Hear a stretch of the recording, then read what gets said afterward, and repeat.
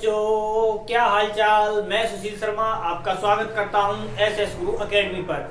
हम आज आपके लिए ये क्वेश्चन लेके आए हैं। ये भी क्वेश्चन आपके आए हुए हैं और 22 में ही आए हुए हैं, क्योंकि कई सेट बनते हैं तो उन्हीं के क्वेश्चन जो मुझे ठीक लगे, अच्छे लगे कि हाँ ये आने लायक हैं, तो हम उसी मेथड को देखो। हम क्वेश्चन लेके आते हैं तो इसका मतलब ये नहीं है कि हम क्वेश्चन आपका पूरा पूरा फंसा देंगे, ऐसा हम बिल्कुल नहीं कह सकते हैं। हो सकता है फंस जाए, लेकिन ये जरूर है कि अगर मैंने ये ऐसा टाइप का क्वेश्चन कराया और आपको एग्जाम में आ गया तो आप इस मेथड को माइंड में रखते हुए उस क्वेश्चन को सॉल्व कर सकते हैं। ठीक है, तो हम उसी के बेस पर आपके पास 4 क्वेश्चन लेके आए हैं और उन्हीं के क्वेश्चन को आंसर निकालेंगे, सॉल्व करेंगे यानी। तो क्या हमारा पहला जो क्वेश्चन है वो ये है कि एक समतल उत्तल लेंस का व्यास 6 सेंटीमीटर है, मोटाई 3 mm है, लेंस की फोकस दूरी ज्ञात करनी है, लेंस के पदार्थ में प्रकाश की जो चाल है वो है 2 × 10⁸ मीटर पर सेकेंड है। तो पहला क्वेश्चन ये है, देखो ये आया है इसमें लेंस के बारे में। तो लेंस के लिए हम पहले ही एक वीडियो प्रोवाइड कर चुके हैं, तो आपने अगर नहीं देखा है तो वो आप वीडियो को देख सकते हैं, तो आपको और ज्यादा क्लियर हो जाएगा। तो हमारा पहला क्वेश्चन है, पहला क्या है, एक समतल उत्तल लेंस, देखो यहाँ पर बी यानी प्रकाश की किसी माध्यम में चाल दे रखी है आपको 2 × 10⁸ मीटर पर सेकेंड दे रखी है। लेकिन क्या है, जब n अपवर्तनांक निकालते हैं माध्यम का तो क्या होता है, c/n होता है। c का तो फिक्स मान होता है 3 × 10⁸, और मीडियम में दे रखा है 2 × 10⁸। तो यहाँ से पावर तो सीधी कैंसिल हो जाएगी और इसकी वैल्यू आ जाएगी 1.5, यानी हमारा जो अपवर्तनांक आया है वो आ गया हमारा 1.5। अब यहाँ पर क्या कह रहे हैं, देखो एक उत्तल लेंस का व्यास, लेंस के व्यास की बात कर रहे हैं। अब देखो, और वो भी कैसा है, हमारा समतल उत्तल लेंस है। तो देखो कोई भी समतल उत्तल लेंस होता है वो इस प्रकार से होता है, ठीक है, इस प्रकार से जैसे बना हुआ होता है। तो हमने क्या किया, अब ये भी जो लेंस बने होते हैं वो क्या है, किसी गोले खोखले से काट के बनाए जाते हैं। तो यहाँ पर ये व्यास दे रखा है आपको, कितना दे रखा है, 6 सेंटीमीटर, यानी ये जो टोटल है वो आपकी है 6 सेंटीमीटर। अब क्या, अगर हम इसको इस प्रकार से और बना दें तो ये पूरा ऐसे गोला बन जाएगा। तो गोला बन जाएगा, इसका मतलब ये है ये भी तो हमारी 6 सेंटीमीटर होगी, यानी ये भी 6 सेंटीमीटर होगी, ये भी 6 सेंटीमीटर होगी, तो ये भी 6 सेंटीमीटर ही होगी। कहने का मतलब क्या है, ये वक्रता त्रिज्या बन रही है, यानी देखो, और केंद्र से, अब देखो केंद्र जैसे सपोज करो यहाँ पर है तो यहाँ पर r होता है, तो यहाँ पर भी तो r होता है, तो तभी तो 2r वक्रता बनता है, यानी वो व्यास बनता है। ठीक है, तो ये हुआ हमारा। तो इसका मतलब यहाँ पर अगर हम पॉइंट डाल दें ABCD, तो यहाँ पर देखो इसमें यही पॉइंट है, ये कैसे मोटाई दी है इन्होंने। तो मोटाई यानी देखो ये रहा केंद्र। अगर सपोज करो हमारा जो समतल उत्तल लेंस है वो नीचे वाला है, तो हमारा ये वक्रता त्रिज्या तो हम कह नहीं सकते ऐसे, क्यों, क्योंकि वक्रता त्रिज्या के लिए हमें सेंटर से चलना होता है, लेकिन ये सेंटर से नहीं है। तो यहाँ पर 0.3 ये हो गया। अब यहाँ पर देखो क्या हुआ, अगर हम यहाँ से इसका रूल निकालें तो यहाँ से देखो ये यहाँ से लेके 3 सेंटीमीटर होगी, और यहाँ से लेके ये भी 3 सेंटीमीटर होगी, और ऊपर वाला यहाँ से लेके यहाँ तक तो हो सकता है, लेकिन यहाँ पर नीचे वाला तो नहीं होगा त्रिज्या, वो वक्रता त्रिज्या के बराबर। तो हमें क्या है, इसमें एक नियम लगाना पड़ता है। क्या लगाना पड़ता है, अगर हम इसको O मान लें तो ये होता है हमारा OA या AO, और इंटू होता है OB, यानी इसका और इंटू ये, तो इसका बराबर होता है ये हमारा OC इंटू का हो जाएगा OD।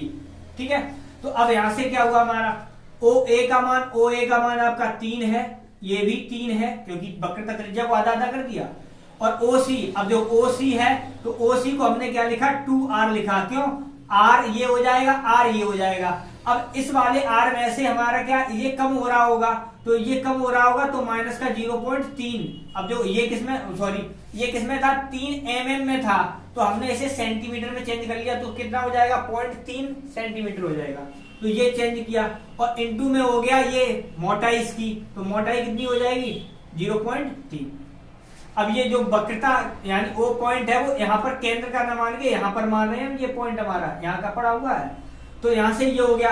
अगर हम यहाँ से इसकी वैल्यू निकालें तो ये कितना हो जाएगा, यहाँ से 2R माइनस का 0.3 बराबर ये हो जाएगा आपका 3 × 3 बटे में 0.3, यहाँ से हटाया 30 हो गया, ये 3, यानी ये आ गया 30 सेंटीमीटर। ये क्या हो गया हमारा 2R है, ये 2R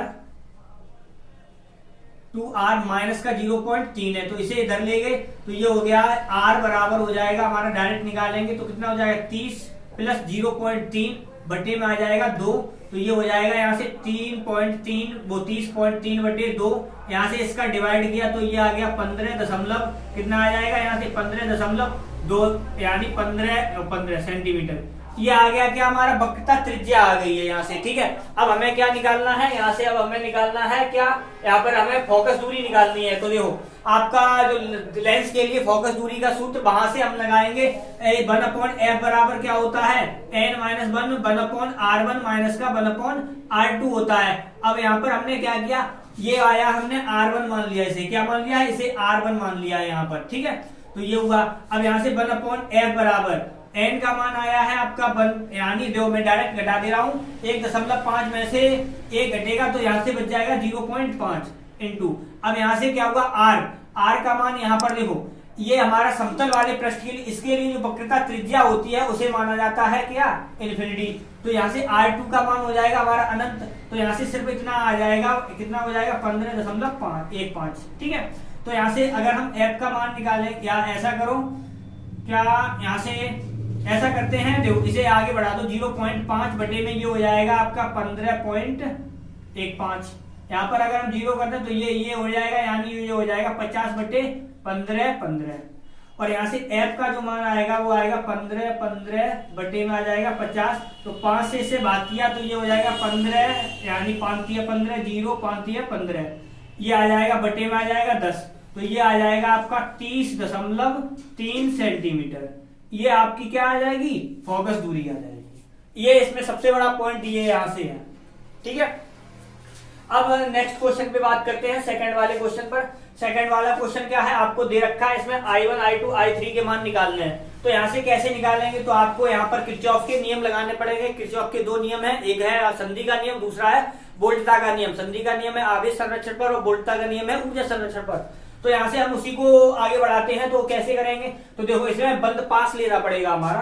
तो हमने क्या किया, जैसे हमने यहाँ से बंद पास लिया है ए पॉइंट से, यानी सेकंड वाला क्वेश्चन यहाँ कर रहे हैं। तो यहाँ से जब निगेटिव प्लेट से पॉजिटिव प्लेट की तरफ चलते हैं तो जो विद्युत वाहक बल होता है वो पॉजिटिव लिया जाता है, ये याद रखना। और जब करंट की डायरेक्शन में चलते हैं तो IR का मान जो लिया जाता है वो पॉजिटिव लिया जाता है, क्योंकि वोल्टता के नियम इसी बेस पर चलता है यहाँ पर, ठीक है, किसमें, किरचॉफ के नियम में। तो यहाँ पर क्या है, जो हम निगेटिव प्लेट से प्लस की तरफ चल रहे हैं तो वोल्टेज का मान तो 2 हो गया बराबर। यहाँ से जो करंट की डायरेक्शन में यही चल रहे हैं, तो करंट की डायरेक्शन में चल रहे हैं तो I1, तो I1 है वो हमारा किसके साथ है, 1 ओम प्रतिरोध के साथ है, तो ये कर दिया। और प्लस अब जो यहाँ से आगे, अब यहाँ पर जाएंगे तो I3 है 2 के साथ, तो 2 × I3 हो जाएगा। तो इसका मतलब ये है I1 प्लस का 2I3 बराबर आ जाएगा 2 वोल्ट, यानी 2 समीकरण 1 बन जाएगा। अब यहाँ पर लगाएंगे तो जो निगेटिव प्लेट से पॉजिटिव की तरफ चलेंगे फिर हम चलेंगे तो यहाँ पर क्या हो जाएगा, 1 बराबर यहाँ से हो जाएगा। और यहाँ पर I2 की वैल्यू है 1 के साथ, यानी I1 वो सॉरी I2 है इसमें, तो I2 है 1 के साथ, तो हमने डायरेक्ट लिख दे रहे हैं, ये हो गया I2। और प्लस I3 है 2 के साथ, तो 2I3 ये तो 1 हो गया, तो I2 प्लस का 2I3 बराबर आ गया आपका 1, ये समीकरण पड़ गया 2।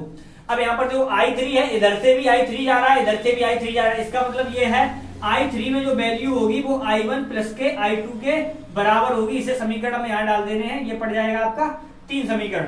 अब यहाँ से सॉल्व करना है, हमें I1 और I2 की वैल्यू निकालनी है। तो देखो मैंने कैसे किया, यहाँ से इसमें I3 की वैल्यू रखी हमने यहाँ पर, तो यहाँ पर क्या हो जाएगा I1 और प्लस का 2I3 की वैल्यू रखेंगे, तो यहाँ से हो जाएगा I1 प्लस का I2 और बराबर में 2 वोल्ट रहेगा, यहाँ से हो जाएगा 3I1 और प्लस का हो जाएगा 2I2 बराबर आ जाएगा 2 वोल्ट, यानी 2। ये समीकरण कोई डाल देते हैं, 4 डाल दिया जैसे, ठीक है, समीकरण पढ़ जाए उससे कोई प्रॉब्लम नहीं है। अब यहाँ पर रखते हैं I3 की वैल्यू, तो ये हो जाएगा I2 प्लस का 2 और I3 की वैल्यू रखेंगे तो यहाँ पर I1 प्लस का I2 रखेंगे बराबर 1, और यहाँ से कैलकुलेट किया तो ये हो जाएगा आपका कितना हो जाएगा 2I1 हो जाएगा प्लस का 3I2 हो जाएगा बराबर 1 आ जाएगा। ये हो जाएगा समीकरण आपका कितना 5, ठीक है। अब क्या करना, अब इसे सॉल्व करना है। तो देखो मैं डायरेक्ट करूंगा, मैंने समीकरण 3 में यहाँ पर 2 से गुणा कर रहे हैं, तो 2 से कितना हो जाएगा 2 × 6I1 और प्लस का 2 दूनी 4I2 बराबर ये हो जाएगा 4। यहाँ पर हमने 3 से किया तो 3 दूनी 6I1 और 3 तरह का 9I2 बराबर 3 एकम 3। यहाँ से कैलकुलेट किया तो देखो ये घटा दिया है मैंने माइनस माइनस करके, तो यहाँ से 4 में से 5 जाएगा, यहाँ 4 में से 9 जाएगा, माइनस का 5, I2 बचेगा, यहाँ से हो जाएगा 1, तो I2 बराबर आ जाएगा माइनस का 1/5, जिसे हम लिख सकते हैं माइनस का 0.5 दूनी 10, यानी I2 की वैल्यू ये आ जाएगी आपकी। जब I2 की वैल्यू ये आ जाएगी तो I1 की वैल्यू निकालनी पड़ेगी, तो I1 की वैल्यू हम रख देते हैं, यानी यहाँ पर रख लेते हैं समीकरण I1 का निकालना है, यहाँ पे रख लो, तो यहाँ से रखा तो देखो 2I1 और प्लस का 3 इंटू और इसे किया माइनस का 1/5 बराबर हो गया 1, तो यहाँ से ये किया तो यहाँ से 2I1 बराबर आ जाएगा, यहाँ से ले गए तो ये लो माइनस का 3 यानी यहाँ पर हो जाएगा 3/5, तो 5 3 8, 8 बटे ये हो जाएगा 5 और यहाँ से इसे काट दिया तो ये आ जाएगा 4, तो यहाँ से I1 का जो मान आएगा वो आ जाएगा आपका 4/5 यानी 0.8 पंजे 40, ये आ जाएगा आपका इतना एम्पियर। ठीक है, ये एम्पियर में। अब यहाँ पर I1 और I2 की वैल्यू आ गई है और हम रख दें यहाँ पर I3, तो I3 की वैल्यू निकालेंगे तो क्या हो जाएगा, दोनों का ऐड है सम है, तो ये हो गया 0.8 और प्लस की बजाय ये माइनस है तो 0.2, यहाँ पर आ गया 0.6 एम्पियर। ये आ गई है आपकी कितनी 0.6, ये आ गया 0.8, ये आ गया माइनस का 0.2, ये आ गया, तो ये हो गए I1 और I2 I3 के मान। और ये आपको याद रखना है, ये सभी जो क्वेश्चन है वो 5-5 नंबर के हैं आपके। ठीक है, अब यहाँ पर बात करते हैं क्वेश्चन 3 में, तो क्वेश्चन 3 में क्या कह रहा है, 6000 एंगस्ट्रॉम के समांतर किरणपुंज जो इतनी चौड़ाई झिल्ली के अवलंबित आपतित हो रहा है, विवर्तन प्रारूप में केंद्रीय उच्चिष्ट की कोणीय चौड़ाई ज्ञात करनी है। तो कोणीय चौड़ाई के लिए क्या एक सूत्र होता है, मैं डायरेक्ट लिख रहा हूँ, 2 थीटा बराबर होता है 2 लैम्डा अपॉन ई, जहाँ ई होता है आपकी झिल्ली की चौड़ाई, लैम्डा होता है आपतित प्रकाश की तरंग दैर्घ्य। क्योंकि यहाँ से इस प्रकार से इसका फिगर बनता है, हम आपको यहाँ से दिखा दे रहे हैं, इस प्रकार से चलता है, धीरे धीरे कम होता जाता है, यहाँ पर भी इस प्रकार से कम होता जाता है। जो ये होता है केंद्रीय उच्चिष्ट की, ये इंटेंसिटी यहाँ सबसे ज्यादा होती है तीव्रता, और ये होता है लैम्डा अपॉन ई, और यहाँ पर होता है माइनस लैम्डा अपॉन ई, यहाँ 0 मानते हैं। तो यहाँ पर क्या है, इस दोनों को ऐड किया जाता है, क्योंकि यहाँ पर थीटा है, यहाँ पर थीटा, तो 2 थीटा मिला के 2 लैम्डा अपॉन ई हो जाता है।